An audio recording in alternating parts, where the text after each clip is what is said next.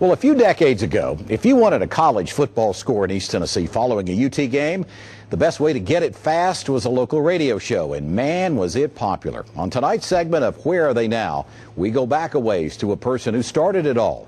But as you'll learn, there's a whole lot more to the man named Chuck Ketron. Hold that line. We sure do. Tennessee 27, UCLA 24. Hold That Line was one of the most popular radio shows of its time. Following a UT football game from 1958 through 1976, if you needed a score, you called Chuck Ketron. The big thing was the simplicity of the show. We had a huge blackboard that would cover the entire wall, and it was divided into sections, east, south, southwest, whatever, on out to the far west, and we used colored chalk that to separate. Then there's Slippery Rock. Well, this was just a big joke. People didn't think there was really a slippery rock, and they would call him, "Do you have a score on Slippery Rock?" Chuck got his start in radio at age 13 in Athens, Tennessee, after begging a manager of a radio station to give him a job. And while radio was and still is his passion, he was also one of the early pioneers in the news business in Knoxville television.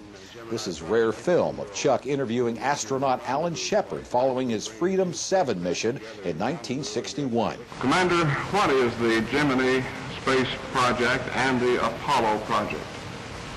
Well, the Gemini Space Project is a two-man vehicle. The first of the manned flights will occur about the end of the year. And Tennessee Ernie Ford. Ernie Ford was here in summer of 1965 to receive an honorary doctorate of music degree from Tennessee Wesleyan College in Athens. Chuck's blood was hungering for radio again, until he was called again, this time as the first public address announcer for UT basketball at the new Thompson Bowling Arena.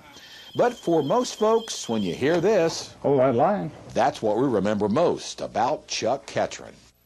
And I'm proud to say he's a good friend of mine. He's now retired, but for years he also answered the press box phones in Neyland Stadium, as well as doing radio reports for stations all across the country.